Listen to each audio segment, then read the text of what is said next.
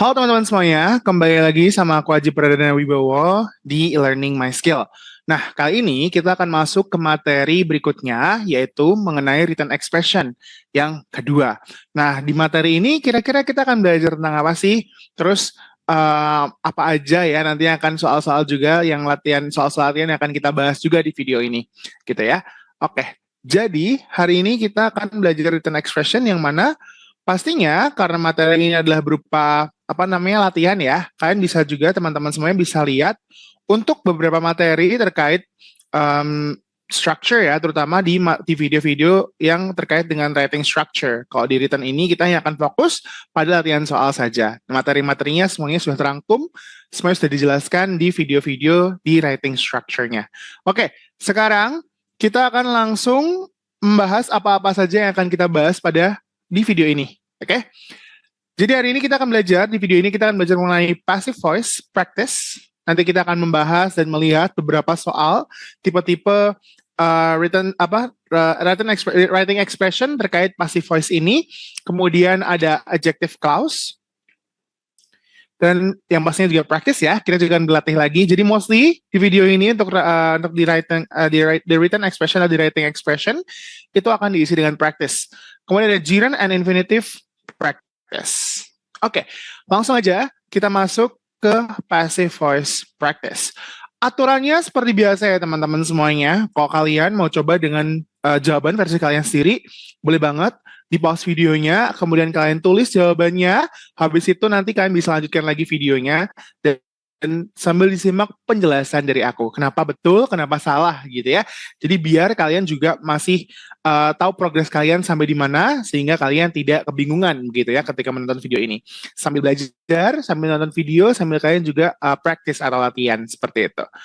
Oke, di sini ada soal, pain must be stirred and sometimes dilution before it is applied. Oke, opsinya ada A, B, C, dan D ya. A ada must be, yang B-nya ada stirred, kemudian yang C-nya ada dilution, kemudian yang D-nya ada it di sini. Oke, yuk. Dari soal ini, kira-kira jawaban yang tepat adalah, kalian boleh banget pause ya. Udah? Oke, jawaban yang paling tepat adalah yang C. Kenapa? Nih, kita lihat di sini ya. Di sini ada must be stirred. Ini sendiri untuk must be stirred ini, dia sudah menunjukkan bentuk pasif. Ya, dia sudah menunjukkan bentuk pasif, teman-teman. Nah, di sini kita kan juga punya N nih di sini. Maka bentuk yang dilution ini itu tidak tepat.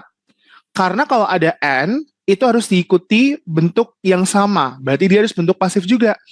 Kalau stirred ini dia verb 3, maka dilution ini bukan dilution lagi, tapi harus bentuk verb 3. So, it can be diluted. Seperti ini. Pakai ed di belakangnya, bukan shen. Gitu ya. Dan dia harus bentuknya verb 3. Jadi harus bentuknya sama ya. Jadi setelah N ini dia harus sama. Harus mengikuti depannya. Ini pasif, ini juga bentuk pasif. Ini sudah bentuk pasif.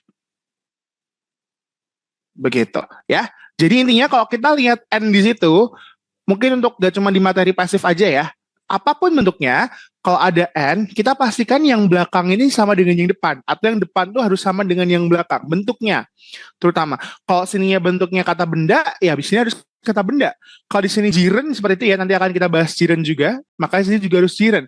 Kalau di sini bentuknya pasif, kata kerja bentuk pasif, maka yang di sini juga harus kata kerja bentuk pasif. Seperti itu ya. Oke, kita lanjut ke soal berikutnya. Di sini aku bacakan dulu soalnya lumayan panjang ya. The Furman Elementary Science Project, according to its founders, are designed to challenge some of the most widely held beliefs about teaching. Tuh, panjang banget. Opsinya ada A, according, yang B, are designed, yang C, widely held, yang D, about teaching. Nah, ingat ya, kita harus cari yang salah nih. Yuk, boleh banget kalian pause videonya. Kalian boleh pengerjakan versi kalian sendiri. Udah? Yuk. Jawaban yang paling tepat adalah yang B. Kenapa tuh? Nah, Ingat ya, passive voice itu kita juga harus cek yang namanya kesinambungan dengan subjeknya ya teman-teman. Bisa dicek juga di video materi e-learning terkait passive voice di writing structure. Itu kita juga harus fokus terhadap subjeknya.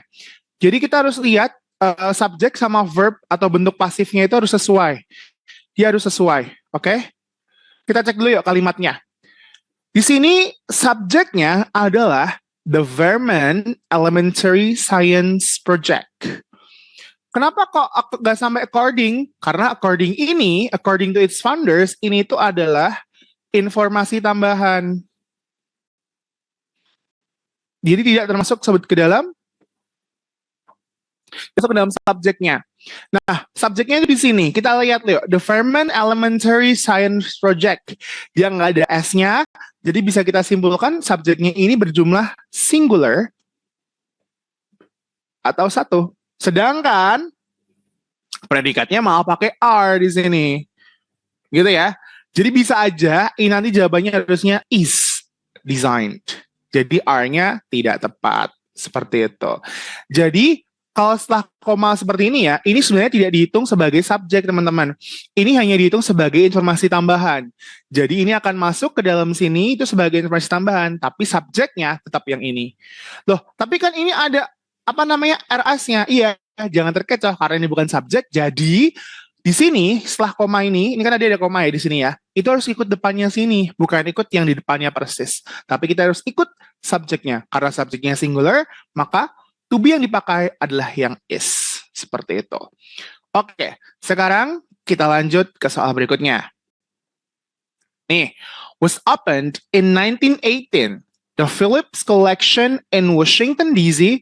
was the first museum in the United States devoted to modern art. Waduh.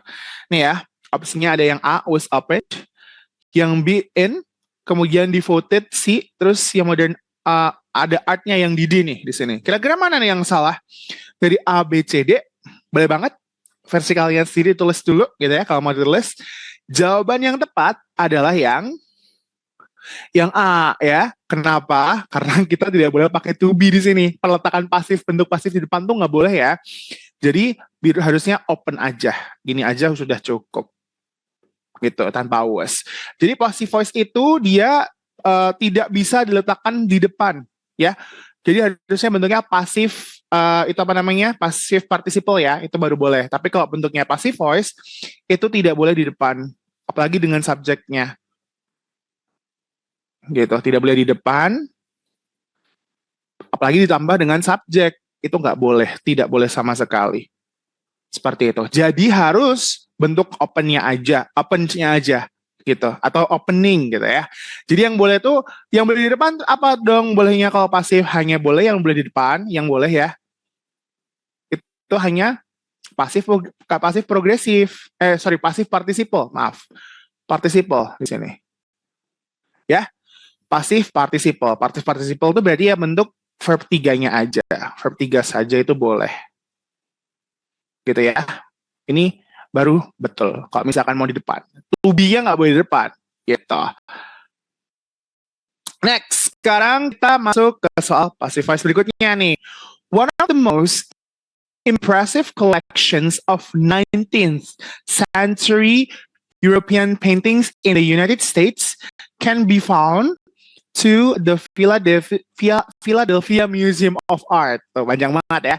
Collections, paintings can be found to. Tuh, ayo.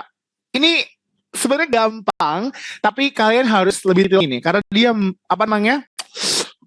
cukup tricky nih. Oke, udah ketemu jawabannya? Jawaban yang paling tepat adalah yang tuh. Kenapa? Karena kita cek di sini, the Philadelphia Museum of Art ini tuh tempatnya itu spesifik ya, teman-teman semuanya ya. Jadi ini specific location. Ingat ya, kita cuman biasanya tuh pakainya in, bukan cuman sih, tapi mostly yang dipakai adalah in, on, at.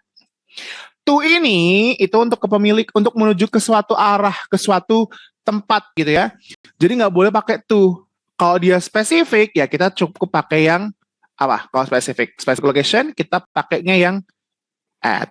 Seperti itu. Can be found at the Philadelphia Museum of Art. Pasifnya udah tepat nih di sini. Tapi yang menemani si found-nya ini bukan tuh, tapi can be found at. Gitu. Bisa ditemukan di Philadelphia Museum of Art. Karena dia udah specific location ya, jelas banget tuh. Museumnya apa? Oh, Philadelphia Museum of Art. Jadi udah jelas lokasinya, tempatnya, so we can use at. Nggak boleh pakai tuh. Karena tuh hanya digunakan untuk menunjukkan ke tujuan atau kepada siapa gitu. Intinya seperti itu. Oke, kita lanjut ya. Nah, masih passive voice juga. Ini soalnya memang banyak ya teman-teman. Bisa sambil kalian belajar juga. Ya, with the incorporation of jazz history in current academic curricula, leading jazz musicians are now founding on the faculties of several universities. Yang A, incorporation. Yang B, current. Yang C, leading. Atau yang D, founding. Nah, A, B, C, D nih. Boleh banget, biasa kalian tulis jawaban versi kalian, nanti langsung kita bahas. Sudah? Yuk, the correct answer is yang apa kira-kira? Yuk. Yang D, yes, founding. Ingat ya, aturan dari passive voice itu apa? Ingat ya, to be atau be ya, plus verb 3. Selain ini, salah. Ya. B-nya udah punya belum? Udah, art-nya adalah B-nya. Oke? Art B-nya. Tapi kenapa di sini pakainya founding? Nggak boleh, nggak bisa. Terus juga bentuknya salah. Adanya yang harusnya benar itu adalah finding. Kalau founding, itu dia nggak ada. Dia coret di sini. Beda. Jadi yang tepat terusnya finding. Tapi, karena kita butuhnya bentuk pasif, bukan finding. Harusnya bukan finding, tapi cukup found saja tanpa ing. Ini yang paling tepat tuh, aku lingkaran tebal besar ya. Ya, jadi nggak ada founding itu nggak ada, tapi dia finding ya. Seperti itu. Harusnya found. Seperti itu. Ya, are now found seperti itu, ditemukan.